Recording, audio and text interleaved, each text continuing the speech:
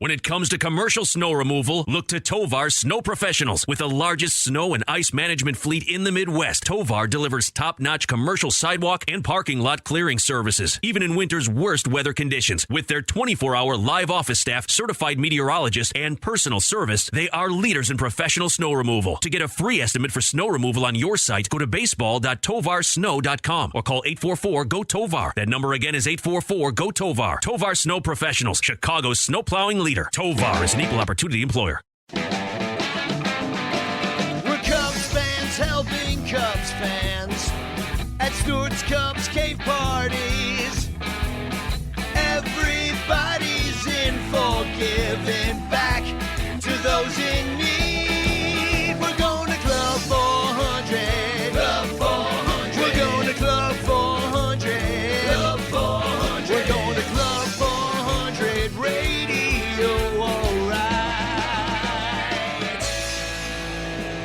Club 400 is on the air. William, I just got off the phone with Eric Hartman with all this snow, and Tovar's got to be going crazy. Our sponsors got to be going nuts. Do you realize the last 3 weeks has been the most snow in 40 years here in the great state of Illinois over a 3-week period of time?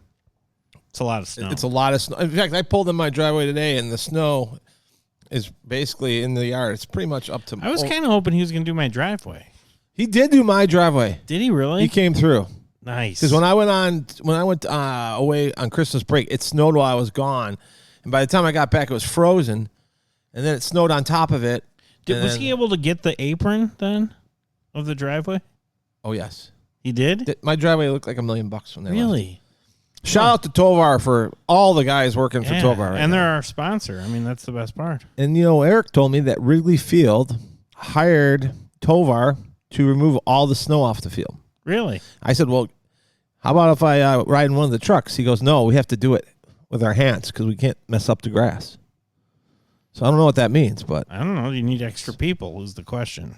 So Tovar is removing the snow from Wrigley Field. I wonder why. Well, we'll find out soon. Well, you guys, welcome to the show. Special show today. We did obviously want to admonish Black History Month, and we have a great guest we're bringing on today, William. Unbelievable. I'm excited for this. Yeah, and I have to give a special shout out to our good friend Danny Rocket, San Ranto Show, for really finding this charity and finding this awesome cause. And Danny's done a few things.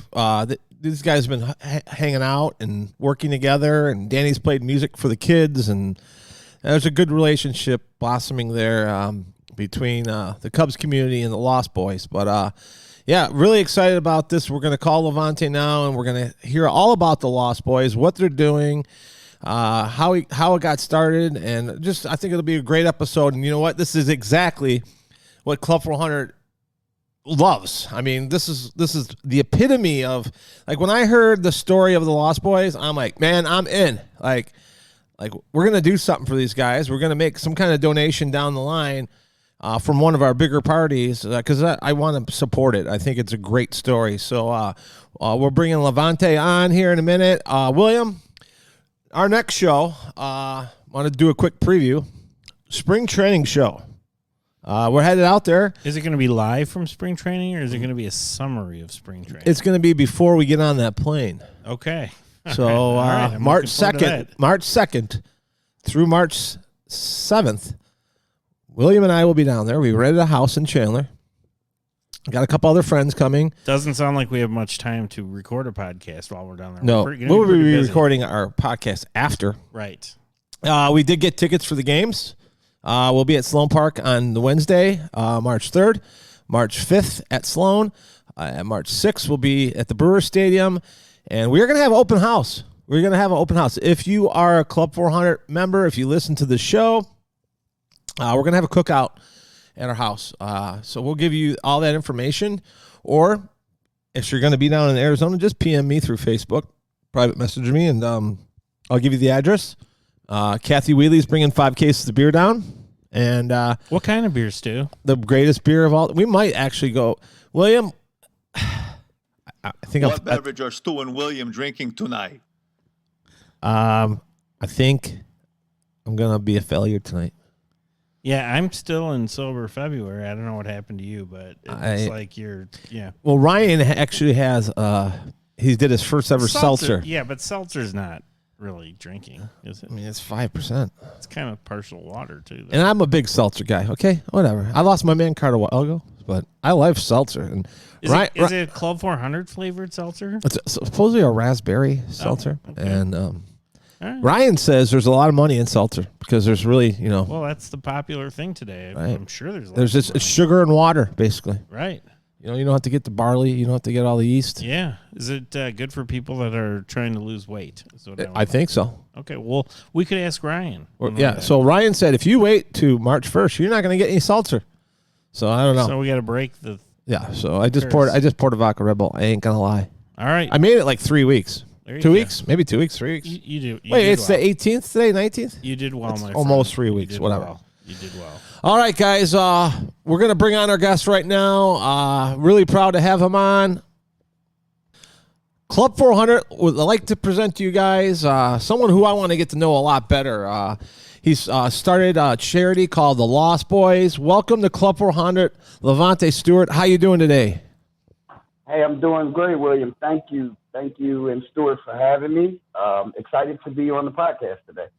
Yeah, so like we were just talking before we started recording that Danny Rocket, I know you've formed a really good special relationship with him, and when he told me about the Lost Boyz and told me the history of how it got started, I was like, man, Club 400 and Lost Boyz, we're going to do something we're going to be a part of your cause because your cause is amazing.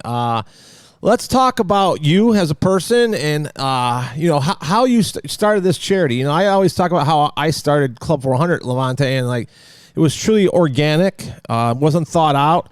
It was something that just happened. But let's hear about a little bit about, I want to hear the whole story about how you started Lost Boyz and how it came into fruition.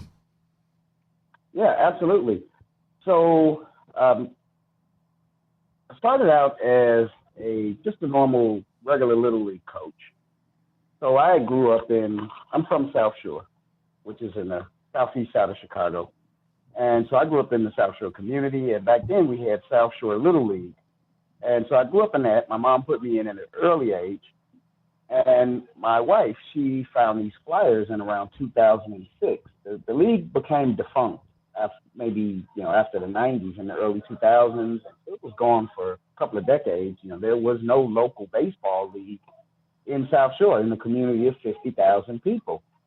And so a gentleman named Daniel Anderson brought it back in around 2006. My wife found a flyer. Of course, it was nostalgic. I was excited. It wasn't necessarily the same league I grew up in, but at least it was the namesake of the league. So to kind of resurrect it and bring it back.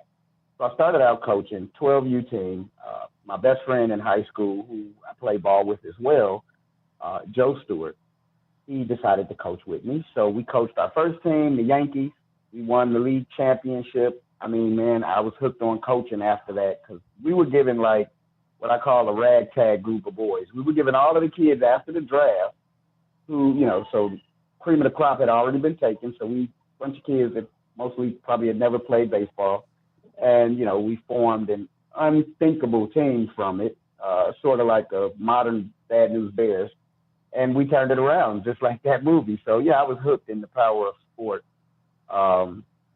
in that aspect as an adult. I mean, I was already hooked on sports as a kid. So fast forward a little bit, I did that for about 3 years. And for some reason, the league folded. And it was devastating. And so I was out middle of the summer. I think it was late May Day, maybe early June. And I'm talking with the boys. It's like 2008 by this point. And I'm getting ready to let them know that the league is folding. And if they want to keep playing, we'll get them with a team with one of our league mates, like Jackie Robinson West or Southside Little League or Roseland Little League. And we experienced this like traumatic incident.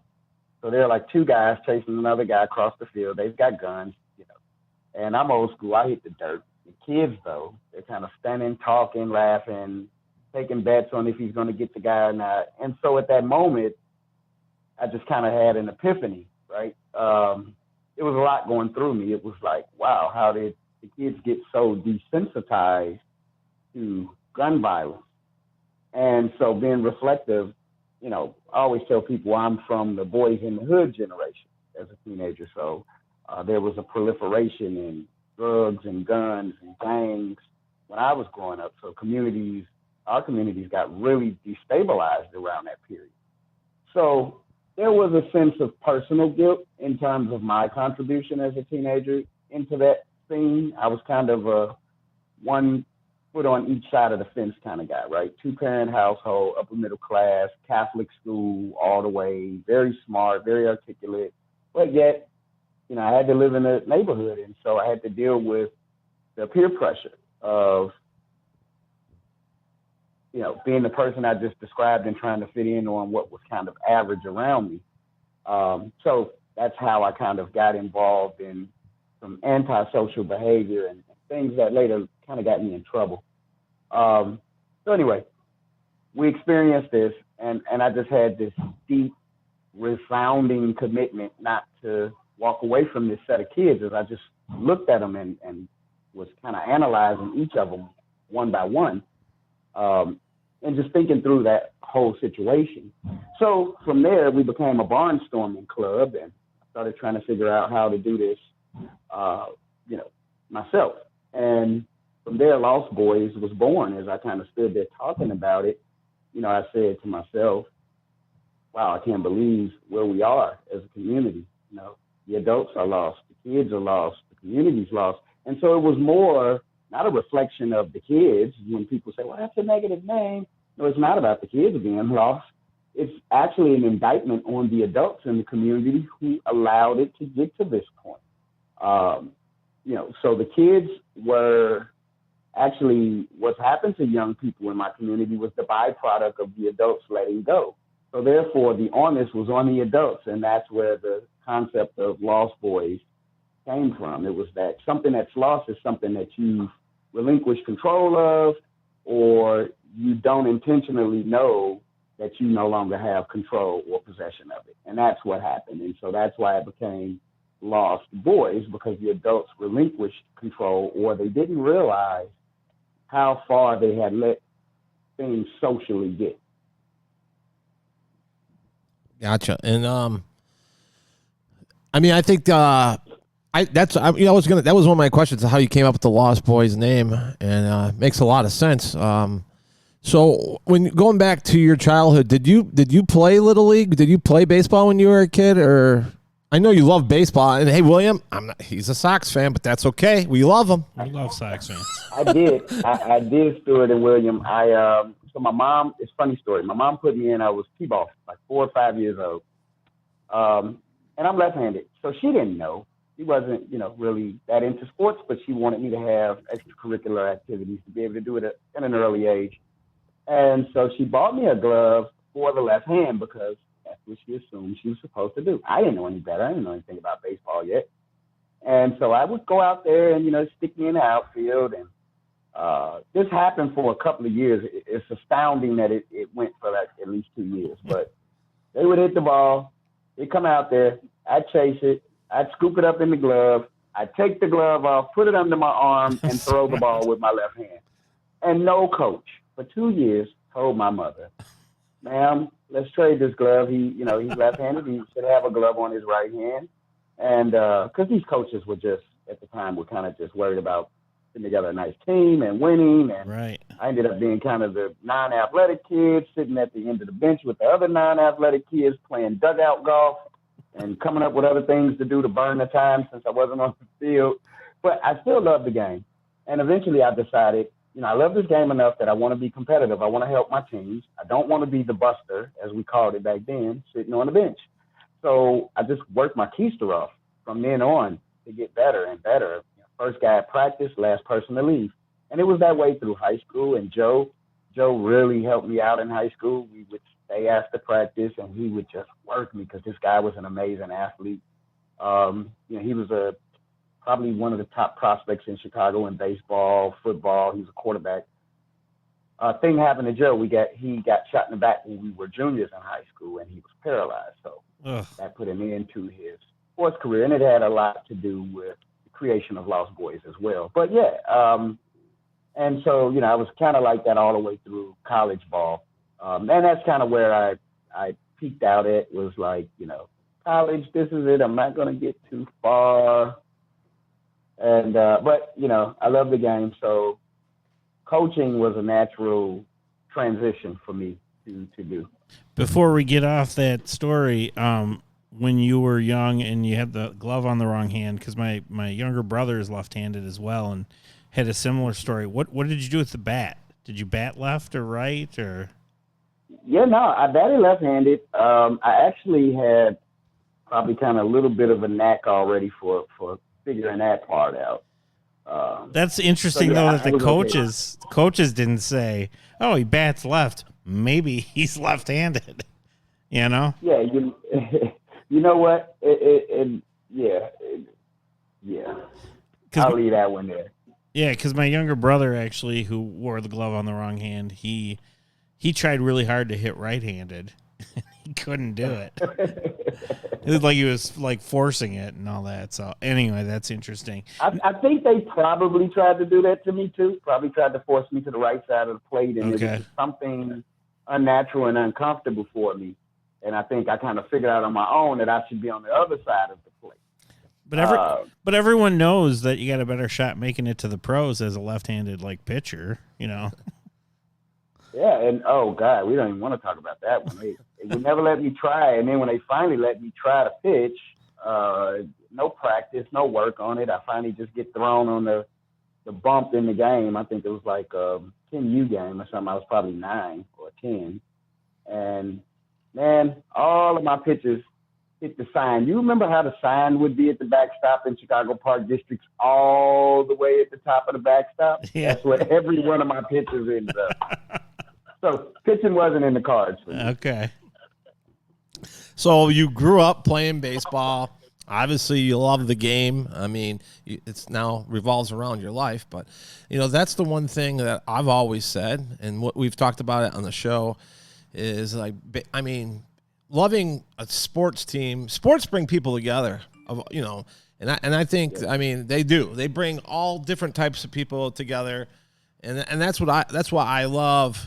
I love what we're doing here. We're raising money for people because of our love for the Cubs, and here you are, growing up loving baseball. As you get older, like you said, you grew up in the Boys in the Hood era. You probably got involved with girls and whatever else, and baseball did not leave you. It never left you, and then you start this organization. Tell us about. I'm sure, when I started Club 400 and what it is now, it's a little different but tell us about your vision. And and to back up real quick, earlier during COVID, right, this year, you guys lost, was it the founder or who passed away in your organization? I know he had a big part of the Lost Boyz. Yeah, so we lost Frank Sargent. He was currently our office manager. He was one of the original board members, but Frank was, one of my closest, dearest friends. He was also a mentor because Frank was a little bit older than me. More, I would say, older brother kind of age. But if he would have had a kid at 15, I could have been his son. But so Frank, about 15 years on me. But we were extremely close. He's been with me, every step of the way since I started the organization. And so kind of always my hype man and keeping me focused. I called him my spiritual advisor as well. And so, unfortunately, we lost Frank to a heart attack this past year. He was, just a few days out from his birthday, and he was dressed, ready to walk out the door, had his Lost Boyz uniform on, his polo and his gear, and had a heart attack at his front door. And, so it was, it was devastating for us. For me personally, it was probably one of the most challenging times I've had in the past 20 years of my life. Just a lot to think about at that moment, and almost want to even walk away from what I'm doing and just wanted to kind of fold up and be a recluse. But I could hear Frank in my head telling me not to quit, to keep pushing, keep going. That's exactly what he would have told me. And he just, told me some other things in a very colorful and descriptive way, but, it would have been like, don't you even dare. So, I think it gave us even more of a commitment, because Frank really dedicated his life to this work and to young people and children, and to end to violence in Chicago, into development and opportunities and the love of sports, specifically baseball. Frank was a hardcore Cubs fan, like you all. And Frank would tell all of the best Cubs stories. So, yeah, really, really miss Frank. We do love Eloy Jimenez, by the way. Yes. Yeah. Sox are going to be good this year. They're going to be real good. They're going to be fun to watch. Yeah. It looks like the rebuild is paying off, and kind of interesting, right? As we're building up on the south side, you guys are struggling over there on the north side. Yes, we are. Not to make light of my Cubs. At least we got Jake back. Yeah, you got Jake back. Yeah, I got it. Give us something to watch. So I'm like, I wanted to see this crosstown World Series. I was really hoping it almost happened last season, but I was hoping. Yeah, it's not going to happen this year, but, we can all wish, right? exactly. Maybe in my lifetime. Yeah. Hey, I got a Sox championship, Cubs championship, a black president, all of the things I never thought would happen in my lifetime. So who knows? There you go. There you go. So tell us more about the Lost Boyz organization. You kind of explained how it started and that kind of thing, but the kind of the meat and potatoes of what it is for the listeners. So here. absolutely. So what we are at our core is we are what you call a sports-based youth development organization, SBYD. So it is this social science theory that was pretty slept on up until probably the last 10, 15 years, and really the last 5 to 6 years it has gotten all kinds of attention. It has accelerated in the public sphere in terms of visibility, impact. And so basically the premise of it is it's about leveraging the power of sport to help young people, to place them on a positive trajectory in life through the use of mutually beneficial relationships with adults, with coaches and mentors. So that's kind of the concept or the theory at its simplest core. Now, it has a bunch of methodology built on top of it and how you get there with the 5 C's, et cetera. But at the time I started using it, I actually didn't know the name of what I was doing. So I figured it out while I was working on my second master's degree around 2013 or so. I was working on that. I never got my first one. Holy cow. I was working on my master's in public administration. So that was applicable to government and to nonprofits. And I was doing both. I was working in a career in state government, legislative side. And I, had this nonprofit that I had going at that point, had been going about 5 years. So everything I was doing in that coursework spoke directly to what I was trying to do with building this not-for-profit. But at the time I had this idea and I just didn't know how to articulate it, or I didn't know how to find the right research or the existing body of work that had a label for it. And so eventually I figured out what it was called during my research, and it was sports-based youth development. But again, my idea about it was sports. Number one, how influential sports are, especially in the lives of young boys. Now, this also is applicable to girls as we continue to move forward, right? Yeah. But specifically with boys in Chicago and on the south and west sides. And then baseball. People always say, well, why baseball? Why, I've played a lot of sports. I won a college championship in football. We were Sheridan Black National Champs, Hampton University, 1995, 94. Nice. I was a wrestler, took third in state when I was in high school at De La Salle, wrestled for De La Salle, wrestled for Hirsch Metropolitan High School, played soccer. Man, I just love sports. And, I excelled at a couple of them. But of all of the sports, nothing, I tell people all the time, nothing is more American than baseball. Baseball, there's so much intersectionality with our social development, with our political development, with, historical lens. So many things connect back to that diamond that it is astounding when you really step back and take a look at America, right? I always tell people, for example, without baseball, how long does integration really take in this country, right?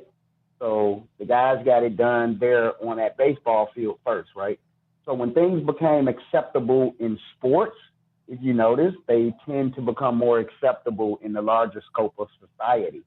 So being able to sit side by side in a stadium, black and white, and watch a game there, at that moment, it doesn't matter if you're black, if you're white, if you're poor, if you're rich, if you're from the north side, if you're from the south side, if you went to Catholic school, if you went to public school. If you're a Cubs fan, we're all rooting for the Cubs. So at that moment, you're my best friend.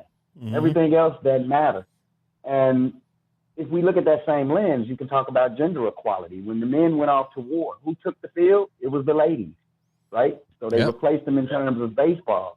So that opened up doors, the beginning at least, or not the beginning, but, I think that it made a significant contribution to developments around gender equality. We still have a long way to go on gender equality, right? Just like some other matters, we have a long way to go. But, I just believe you can find almost anything, and it points back to that baseball diamond. Yeah, totally agree with that. Hey, how many kids, just to give us a sense, are involved with Lost Boyz program? Well, William, our numbers are, compared to some other nonprofits, relatively low, but we keep them low intentionally. So in totality, we probably serve somewhere almost around 200 kids across 3 communities in 2 different programs. One is for adolescents, ages 4 to 14, and that's where they actually play organized ball. Once they get 15 and older, then we have one core program right now in South Shore. We're in South Shore, Pilsen, and Humboldt Park, and we're hoping to expand to a few more communities.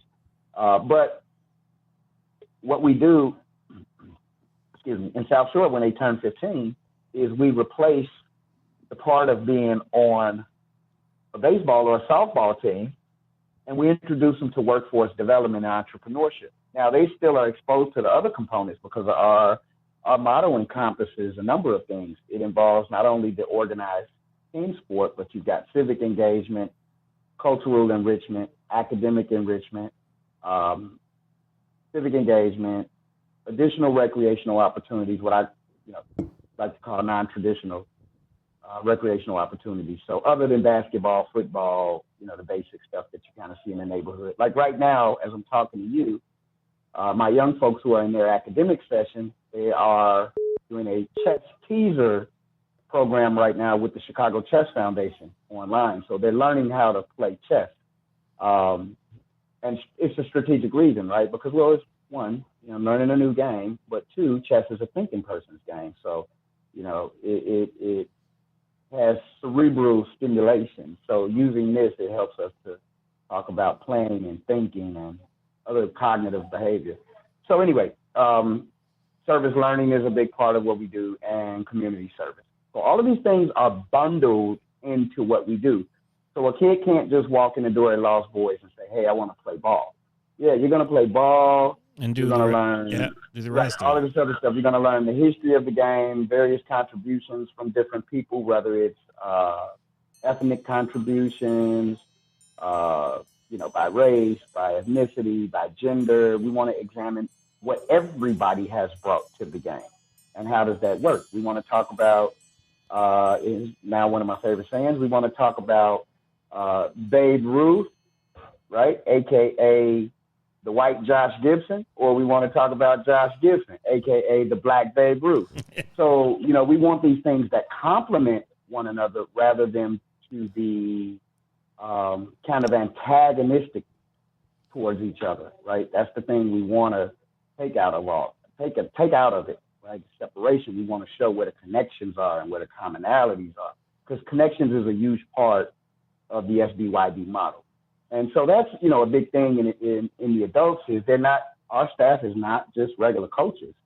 So, they get trained in so many areas, but one of the most important areas they are trained in by an organization called Up to Us and by Laureus USA, who's one of our largest funders and guides on this journey, is really this focus on trauma-sensitive coaching. So the thing that I recognized as a boy from the South Side was all of the trauma I've experienced growing up in Chicago and how that has impacted me from childhood to adulthood and how it still impacts my own children, right? I still live in a community where I have to deal with losing family and loved ones as victims of gun violence. So sometimes these kids that I'm working with, you know, they can become a victim of that. And so that impacts you longer than the 48 hours after the incident occurs. It can haunt you. It can impact you for years and years and years. Like my oldest son, who's 15, he's a very brave kid, but, you know, as a little kid, it bothered him. If he hears pops, and he gets very uncomfortable.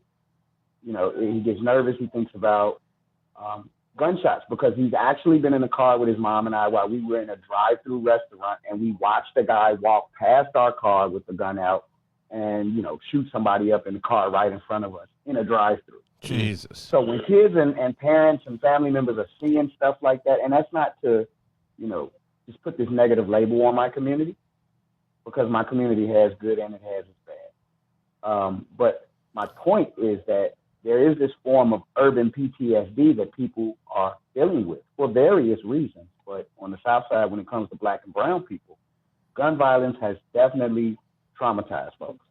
So, yeah, one of the things we had to do was look at how we coach, how effective coaching is, and how do you do it in context of all of these other things that kids have to deal with every single day of their lives, right? So instead of labeling a kid, oh, he's not coachable, he won't listen, he's hard-headed, he's not going to be good. No, we get to the root of why this kid is displaying certain behaviors instead of labeling them a bad kid and saying they're not coachable and they don't listen. And we try to get to the root of why this kid is acting out. Usually what we learned in all of this is there's a reason why why children are acting out in these ways, whether it's something at home, something very traumatic they've been through. And usually we can get through to them and we can kind of crack that shell. And then we're able to, once we start understanding the trauma, we're able to address it through the program, through the sport, through everything else that we do. And young people have an opportunity to heal here. And you know what, guys? It's not just the kids. It's the adults that are healing too. I'm thankful for this every day, because every day I'm healing a little bit more with the quality time that I get to spend with my little ball players and my staff. It's, you know, it's a family. You hear that a lot at companies and organizations, but it truly is a matter of family here at Lost Boyz. I mean, 24/7, we're here for one another, no matter what it is. I just got 4 guys that came back now going to dig a grandma out who was trying to bring, you know, her kid here for today. And so they went to dig her out. She got stuck in the snow behind her garage.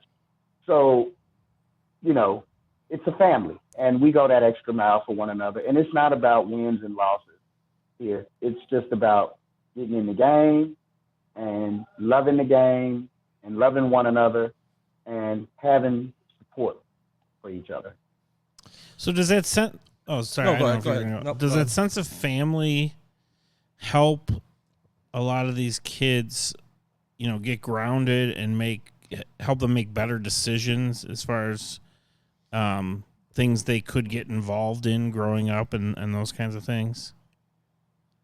Yes, absolutely. That is a huge part of it, you know, especially when they become teenagers. And that's why we created the Continuum of Service, the program SYL, Successful Youth Leaders. Because what I started finding after doing this for about 7 years or so, and the kids started to get older, I found 2 things. One, I kind of found that kids begin to fall away from the game. You know, there's kind of this digression away from playing. And so the older they get, the harder it is to field, you know, full rosters. And so I was scratching my head about it. And, you know, again, it's that first labeling, oh, kids are getting lazy. They just don't want to play the game.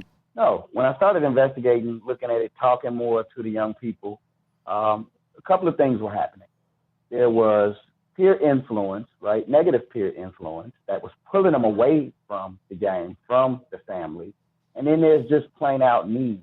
if I'm 15, 16 years old, yeah, I like playing sports, but everybody in school is wearing Jordan. Mom has 4 kids and works 2 jobs.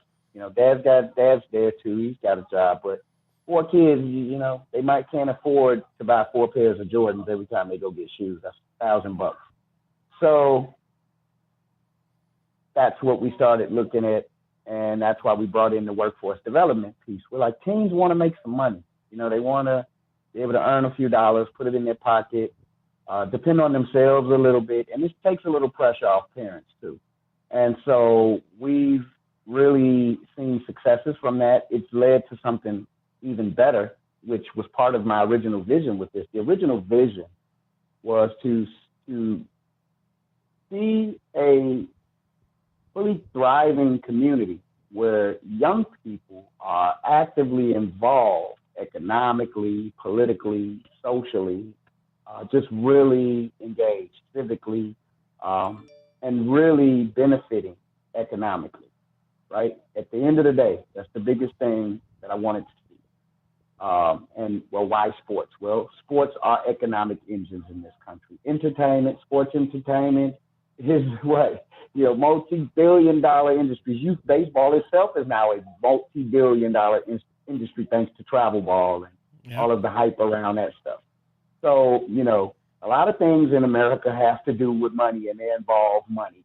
And so that's the mindset we wanted our young people to have, was like, you know, there's nothing wrong with money, and here are the paths to try to get to it.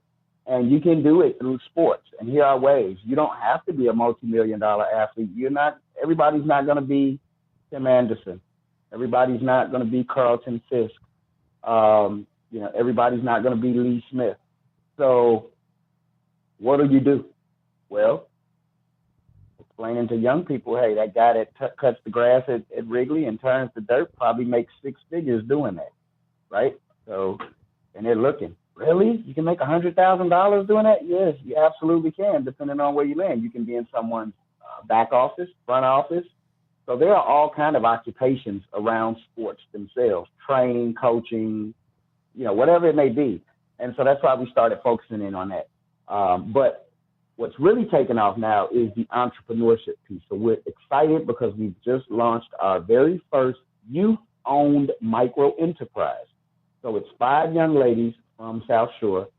3 of them recently graduated the SYL program. It's a 4 to 5 year program. You come in when you're 15, you exit when you're like 20. 3 of them, they graduated the program last year, and we just hired them back in as regular permanent staff. So 2 of them are administrators, 1 is a coach. And with 2 young ladies that are still in the program who are coming out in another year or 2, these 5 together are new business owners. They now own a company called Shy Girls Enterprises, LLC. They are a concessionaire company. So right now we're in the process of bidding on concession stands along the lakefront beaches on the south side. So we're looking at maybe 3 locations we're hoping to get that we applied for: Rainbow Beach, South Shore Cultural Center, and the new Gateway Park, because Gateway's getting revamped. As well, they're going to do a mobile food truck. So, and they picked concessions because they had been helping do this fundraiser. We have a concession stand at Soldier Field for the past few years. And so what we did was, the funds that we raised from that, we earmarked them for the girls to be their seed capital. And then Lost Boyz matches with a 20% investment. So, you know, these 5 girls started this company with $18,000 in the pot, and they are ready. And I am excited because it is legitimate. It is now up. It is a legally running company. And so, we gotta actualize on it and capitalize and make some money. But I think if only one of these contracts come through, you know, it's huge. If none of them come through, just the process, right? Exposure to the process, and Exactly. to have your own company. So it was not a futile exercise, you know. And that's not knocking any programs that teach youth entrepreneurship, but most programs will teach kids all about it. And we have the curriculum, business curriculums, and all of that stuff too. They'll teach you all about it, but then there's no real opportunity to actualize it. Right. They So stop here right is a when real you're opportunity to make the business after you learn how to do it, to actually make it. So we've got a couple of other ideas in the hopper. We got there's going to be an apparel company coming out in another year or 2. And so right now they're doing business partnerships with, we've got a couple of online sensations on Twitter. So we've partnered with Pitching Ninja, Rob Freeman. Nice. Who is the godfather of pitching, right? I tried to buy a hat off them the other day, and they sold out in like minutes. Pitching Ninja. Dude, they sell out in like 5 minutes, right? As soon as he puts them up. And so the person or the company that he's selling that through, we have a partnership with them as well, RotoWear. So RotoWear has produced a couple of shirts for us. So, one, they produced the Rising Fastball shirt when we were having the racial unrest in America after the George Floyd killing. So it's, pretty much a black power fist with the baseball in the hand, with it looks like a 4-seam grip. But it's such a powerful piece, being wrapped in baseball in such a way. And it's very moving for me as a Black American, because that has always been a controversial topic. What does Black power mean to non-Black people? They don't fully understand what's meant by it. And it's just really about self-determination and self-actualization for Black people. Being able to empower ourselves in our communities. It's not about hatred towards anybody else or dominance of anybody else. It was about a people that's been exploited, that have been oppressed, that have never had power over themselves or their faculties or their own bodies. Finally saying, we want some of that. And so, now for it to be able to be talked about more openly, it feels really good being the child of that, right? And you guys are probably around in the same age range as me. Maybe I'm 45. Yeah, I'm 46. So, we're the children of what was happening at that tail end of civil rights. So, like the young people now, they're learning about that era during the civil rights and coming into the Black Power movement. And so those people that were in those movements, the Fred Hamptons, the Mark Clarks, those were my parents. Some of the people that have mentored me are those people who were involved, in such a movement. But to have RotoWear and Pitching Ninja embrace that with us and to be courageous enough to put that on a T-shirt and take a chance like that, because, somebody could have not liked it and they could have walked away from them in terms of their customer base. But they were willing to embrace us that way. So I'm very grateful. And we're working on something with Wes Burton, with those same two guys' companies. Okay. Wes Burton is a pitcher for Ole Miss University. And he's an amazing kid, and he's pushing something, too, that we're doing with Wes. So there's a lot of partnerships going with the young people who are doing the apparel company. They also just produced a shirt recently called Baseball is Life, and it has a play on the Chicago flag. So it looks like the Chicago flag, but instead of the stars, it's replaced by the 3 bases and home plate. That's awesome. So same color, layout and everything. So, yeah, I'm really excited about that. We've got young people becoming young entrepreneurs, thinking about that. They're also working, so they're doing both, right? They're learning how to work for someone else, and they're learning how to work for them. I love it. Because, I told you before we came on air that I purposely didn't do my homework as much as I should, but what it sounds like to me is I thought this was, a baseball league. This is more than that. This is way more than that. This is a mentorship program with all these great programs around it, with baseball just being like the centerpiece of it, the bonding part of it, right? Which actually is kind of like what Club 400 is. Right. Club 400 on a literal basis is a basement, decorated basement. Yeah. But it's way more than that. It's a family. It's a group of people, and we're all trying to raise $1 million or whatever that number turns out to be. So that was the one thing I was wanting to ask you about, LaVonte, was, all right, the incident at the park, you're like, okay, I want to do something, this league is folded up. So you started, did you see, when you started Lost Boyz, which I think the first year maybe that you became, was it 2013 or 12, right around there? 2008. 2008 is when you started the company, Lost Boyz?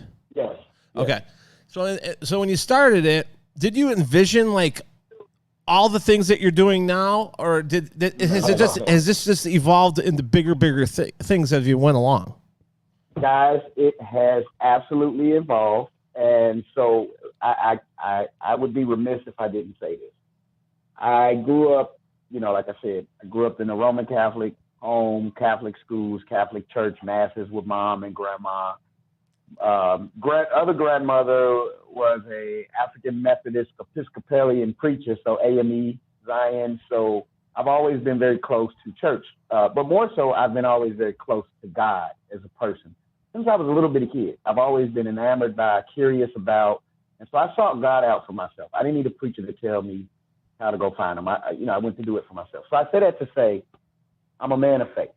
And so the majority of things that I really believe in, I do it from a faith perspective. And so Lost Boyz is absolutely that to me.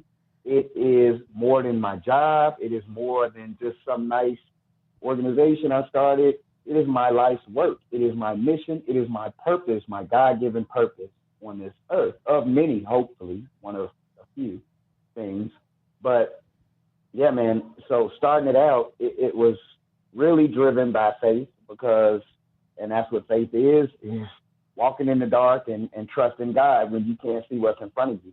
And I didn't intend for it to be this. I just wanted to have a little baseball team, be competitive. I wanted to win a couple of trophies.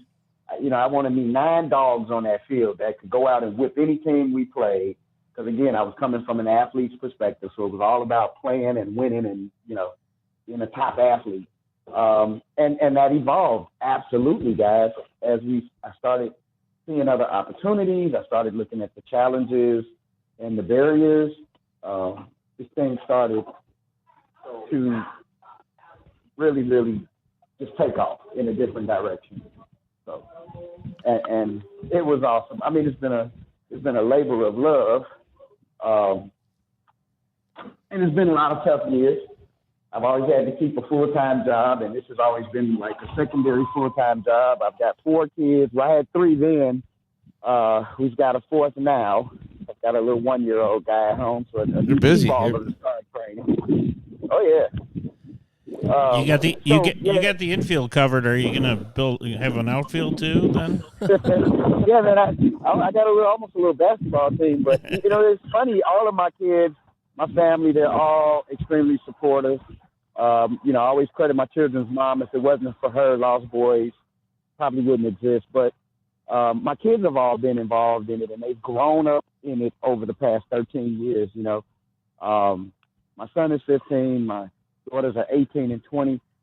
One of them is in the 2 younger, the 18 and 15, they're in the leadership program, the SYL program. And my oldest daughter is one of the girls that I talked about that graduated, and we hired her back as an administrator. So she runs like our social media stuff, and she does a bunch of other stuff. That's my little college student. So I've been blessed beyond measure to, if you can talk about the measure of success of a man, for me, I'm extremely successful. If I look at nothing else, I've got something that's positively impacting young people's lives and families, whole families, not just the kids. And my children, my family is a big part of that. So that makes it even more meaningful, because oftentimes, especially when you talk to baseball players, a lot of them will tell you they sacrifice their families for baseball, right? The wives just worked into that, and it was like a choice. So I'm getting kind of the best of both worlds. I'm not picking my family over this. My family's doing it with me. And that's a beautiful thing. Yeah, you're right. You don't measure success. Success is measured in many different ways, but what you're doing, changing lives and so forth. And that was, I could talk to you forever. I really could. And we'll have you back on. And I definitely want you to come out to Club 400, even bring some of the kids out here. I got tons of ideas, how we could work together and, for a really mutual beneficial relationship on both ends.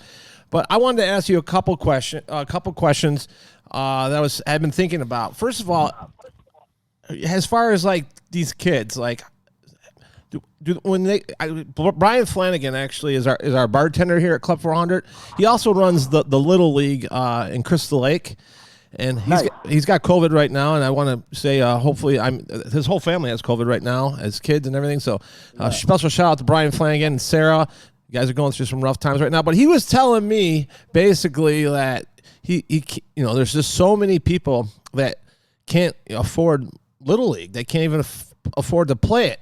So how does it work with Lost Boyz when someone comes in and says, "Hey, I want to be a part of the Lost Boyz," or do they? Is that fully funded, or how does it work on that end? You know, because I mean, it's not cheap. It's uniforms, equipment, and that's the thing about talking about you, LaVonte. I guarantee you're not going to let your right fielder wear the wrong glove out there. Like you're paying attention to everything, man. That's right, man. So listen, you're right, absolutely. Again, we've talked about it becoming a multi-billion-dollar industry, and it has now become a more pricey sport, probably than when all of us grew up playing. Now, rec league is probably still somewhat reasonable for a family, but when you get into that travel ball, right, we're talking shelling out thousands. But still, at a rec league level, it can get expensive if that organization, that local league, is not capitalized properly to do it. And in theory, right, the Little League is supposed to be taken care of by the community, by the businesses, by the residents. This is where you raise the funds that are needed, et cetera, the volunteers. But when you have dysregulated communities, you can't have properly regulated activities like this. So in other words, if the community is dysfunctional, then it's not going to operate in normal ways that we're used to. And so, trying to fund these operations are really tough for little organizations or startups or concerned citizens. And we started off rough, man. Nobody wanted to sink money into this stuff in the beginning. It was just Little League baseball. That's all the value people saw to it. And as we begin to develop more into this fully integrated sports-based youth development organization, and we started finding like-minded people in the philanthropic world that recognize this, and we were able to start bringing more attention to it. And I really, thank Laureus USA again. Shout out to Ben Shornack, the program officer here in Chicago. That's an organization started by Nelson Mandela some time back ago. And it has really shined a light on the power of sport and how organizations are using it. So anyway, we've been able to fully fund our organization. I started out with like $1,000 doing this. Now our annual operating budget is somewhere north of $400,000 a year. Wow. Awesome. Kids get everything, man. Yes, there is a small registration fee for the program. So within a year, the kids have the opportunity to do winter clinics, which is now winter programming. They do spring, summer, and have their competitive season and training. And then there's fall ball for a select few to keep going and kind of adapt and get ready for the next year. And we do that with Chicago Baseball and Education Academy, which is housed inside of UIC, thanks to Curtis Granderson. So they get to play on a world-class field, and they have access to world-class indoor facilities. Now, we subsidize that cost for families, whether they can afford it, and some families that can, families that can afford it, of course, but some families that can, we still got extra. So we've got a lot of strong partners like Tina Surnett and the Sports Shed, Pitch In for Baseball out in Philadelphia and Pennsylvania. They help subsidize the cost of equipment. And so we provide the kids everything they need, from batting gloves. And now with COVID, it's even more we've had to chip in because we provided them with individualized equipment sets. So instead of a team sharing 4 helmets and 6 bats, every kid has their own helmet, their own bat, of course their own mitt, batting gloves, get a practice uniform, game uniform, you get winter swag gear, book bags, whatever we've got, they're getting it at no charge. Unbelievable. All they pay is the registration fee. That's unbelievable. So like winter is $100, summer is $150, and fall is usually like $50. So, That's they could easily be out of $300 for 9-10 months of programming. And then if they don't have that, there's scholarships that will cover, scholarships we've created that cover the cost for families. That's fantastic. So we try to take money out the picture as much as possible. That's awesome, man. I'm in awe of what you're doing. I really am, and it's just I mean, you're helping mold and shape these kids and help them become successful and giving them a blueprint for it, and I commend you to the highest regards. One of the greatest things about running Club 400 is being able to help people out. And I'm sure I have a lot of stories that I could tell you. I just want you to tell me one story. And I know you got to eat, and we're going to go out. Me and William are headed out for chicken wings here in a little bit here, shortly after this interview. But tell me about, and look what you do. You give back in so many different ways. I mean, in so many different ways, and you help impact these kids' lives. But tell me one of your most, I guess, favorite heartwarming story of someone who you really made a difference to, someone that you helped change their life. And I know that's more than one kid, trust me, but tell me, Josh is one of my favorite stories. We had a guy here who came to Club 400, LaVonte, and he was very depressed. He didn't even want to shower, whatever else. I mean, I gave him a tour here, and then we had Andre Dawson come out for him, and we raised him $18,000, and then we got him a job at Myers, and the next thing you know, he's big leaguing me. He won't answer my phone because he's got all these friends, But well, that's one of my favorite stories. But tell me, and I know I don't want to keep you too long here, but tell me a story, one of your favorite stories about the impact you made on someone with the Lost Boyz. Guys, that is an amazing story. That is awesome. God bless you for that. I got a bunch, but yeah, probably one of the most heartwarming stories just happened within the last 2 years. So we had a kid named Carmelo. He's been with us probably since he was about 7. He's 15. He's my son's age. They were schoolmates, classmates. They graduated 8th grade together. Several of the boys that now work in the teen program. But Carmelo came from a family where he had 10 other siblings.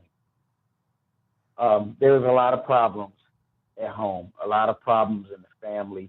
They actually had lost 2 of the older brothers back to back to gun violence. And there's a video out that you can find when you Google Lost Boyz Chicago, and it's produced by, I think this one is produced by J2 Films or Allstate, but you'll see his sister Fantasia in there kind of telling that part of the story. But, they lost their brothers back to back, and he and his other brother started getting pulled into the streets at a very early age. And so he had dropped out the program when he was probably about maybe 11. And so I started seeing him for the next couple of years, just hanging out in the streets, doing more and more stuff, getting in trouble, falling off at school really bad. And so we, a couple of years ago, he finally just hit the bottom with it, and he got caught and arrested with his brother for a carjacking. He didn't have a gun or anything. They jacked like a Uber guy. And so I get the call from one of the people at the school that let me know what happened. And then his family let me know, because, again, that's how our organization operates. We get late night calls, things are going on. Can you talk to him? Can you help us do this? So I'm thinking, oh man, what has this kid gotten himself into? So I go visit him. I go to the court hearings, and I just did what I started out doing a long time ago. I showed up in the criminal justice system for kids because I'm an ex-offender. I got caught up in the criminal justice system at 19 while I was at college in Missouri. And I had absolutely no help, no family there, no nothing, just my mom. And she had to risk it all to try to help me get from under that, and I still didn't get from under it. First offense, and I ended up doing 4 years in prison for having a firearm and shooting it in the air. Long story, another story. But all of that's going through my mind. So I start showing up to court for young people that, I would engage and work with. And it always had a positive outcome or impact, I noticed, when you have an advocate standing in that courtroom. And so I went and stood in that courtroom for him, and I just really worked and talked with that judge. And so she allowed him to, number one, come home on house arrest with my family. Of course, I'm thinking, oh boy, she's going to chop my head off when I get home. I haven't talked to her. I haven't asked. I just show back up with this kid like he's staying with us. He's on house arrest. But Dana was very warm and welcoming to it. And she knew Carmelo. Again, he's been in school with my son forever. So we had an extra bedroom. We brought him home. He stayed with us. My wife got him, new clothes, all this different stuff. We got him on track at school. Grades shot back up. So now he's looking good, feeling good. Of course, he had to come back and play baseball for me. And so he had a stellar season, his last season, playing, when he's 14. And so they graduated 8th grade last year. And at that point, like right after that, we kind of, a little while after, well, right in that time frame, we ran into COVID. So he ended up graduating, we had the outdoor graduation, all that stuff. But he ended up, after that, he went to Milwaukee where his dad and his siblings all ended up. So his dad ended up getting all of the kids, bringing them to Milwaukee with him and kind of taking back control of his family. But that is probably, and Carmelo is doing fantastic now in high school and up there with his family and his dad. And so that's probably my favorite story. Just was the willingness to open up our house like that and say, look, this kid can be saved and we're going to save him. We're going to do what it takes. And so, yeah, Carmelo is my favorite story. Yeah, that's awesome. LaVonte, we can't say enough about how amazing it is, all the stuff that you're doing, and you're changing the world. I know at one point I asked you how many kids are involved. You said 200, and that, not a big number. That's a huge number, and like you've been saying the whole show, it's not just about the baseball. It's about changing these kids' lives. And, unfortunately there aren't enough people like you, I'm assuming like your staff at Lost Boyz, your team, everybody that works with you, that are doing things to help change the world like you are. So this is super inspiring, and we definitely want to figure out, and we'll obviously be in communication, we want to figure out ways we can help and we can get people that we're connected to help your organization as well, because this is awesome. Yeah, as you know, it's all about networking and getting to know different people. That's how I met Danny and Crawley and all those guys. There's just a lot of good people out there, but I mean, what you're doing is truly, truly inspiring. And just that story you just told right there, like, isn't it enough really to complete, your success in life? I mean, isn't that enough, right? I mean, but look at all the other great things you're doing. Like, yeah, at the end of the day, you're a fucking very successful person, man. You are fucking doing unbelievable thing. I don't mean to swear, but I'm so impressed with you. I really am. I don't get impressed easily, but I am impressed with you. And Club 400 is going to be behind you. We hope to bond a good friendship with you and get to know you personally a little bit more, but mostly support your organization, Lost Boyz. One final question. We'll let you go. We'll let you get to dinner. Maybe you have a cocktail tonight. I don't know. But tell us where our listeners can find, your all your particulars as far as your websites, what kind of social media platforms you're on, and so forth. Absolutely, guys. First, let me say thank you again for having me on. I am a huge Club 400 fan. You guys are doing some amazing work and looking out for people and taking care of people. Anytime I see that, it just warms my heart, and I can't wait to get out there this year. Chicago opens up and hang out, come and have a cold one. Oh, man, I love being up that way. So you know what? And either we'll do. I'm willing to host the whole 200 kids over here. We'll do a little cookout in the backyard, and I'm up for anything, LaVonte. I'm up for anything, buddy. We're all game for it. We'll definitely come down. And big shout out to Danny Rocket and Crawley and the Ranters and the Bleacher Bums for really being, the best supporters ever from the Cubs fan base. But if anyone wants to find us, they can find us at www.lostboyz, B-O-Y-Z, Inc.org. That's our website. And our handle on all social media is pretty much Lost Boyz, Inc. And you got to put the ink on there, or you're going to get the 90s New York rap group if you just put Lost Boyz. Or you're going to get the 1980s vampire movie, which I am a huge fan of, by the way, too.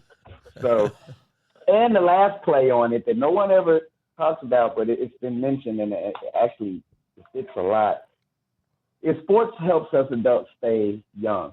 And so there's this kind of analogy or this comparison that I'm like Peter Pan, and remember Peter Pan, and he had the Lost Boyz, right? And Neverland, and all of that stuff. And so now there's these analogies coming up with it, and I'm like, you know what? Okay, I'll take it. You take it, so, yeah. Yeah, so I'm the Southside Peter Pan, and this is Neverland over here. Well, keep up the good work. LaVonte Stewart Sr. from the Lost Boyz. By the way, I love your last name, LaVonte. And we hope to see you very soon. And Keep doing what you're doing. God bless you. Pleasure to get to talk to you this evening, and I hope all our listeners support Lost Boyz going forward, because I know we will be doing something here down the line, raising money for this unbelievable charity at some point. So thank you for your time tonight, and like I said, look forward to seeing you soon, LaVonte. Thank you, guys. William Stewart, have a great weekend, and thanks again. Thanks, buddy. Hey, we'll talk, all right? And you can cut this, William, but...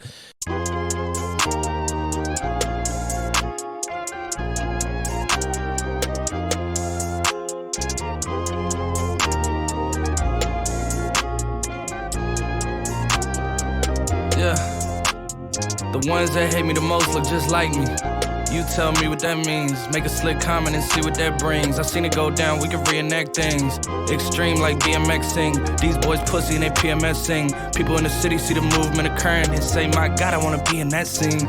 Damn right you wanna be in this scene. She had the video trying to be in this scene. Used to fantasize about being this scene. Bluegrass girl, but she got big dreams. Can't touch me, I got instincts. Locked in the house, but I'm plotting things. I brought a gang to the party with me. 5 white boys, but they not in sync. Fuck what y'all think. Fuck everything that you say about me. My dogs like to play Madden in 2K, but one thing they don't do is play about me. My homeboy Tyler, he playing South Beach. He told me this summer he gon' fix my jumper. I told Boy Wonder that we might got a thumper. I been tryna pop, now I'm on like Shumpert. Now they on my bumper. Green room chock full of all my comforts. Hotel room like heaven on earth. Got angels in my bed with some all white covers. Ace Pro Nemo, Lucci and Kiso, Sloop Clay Tufo, and I got a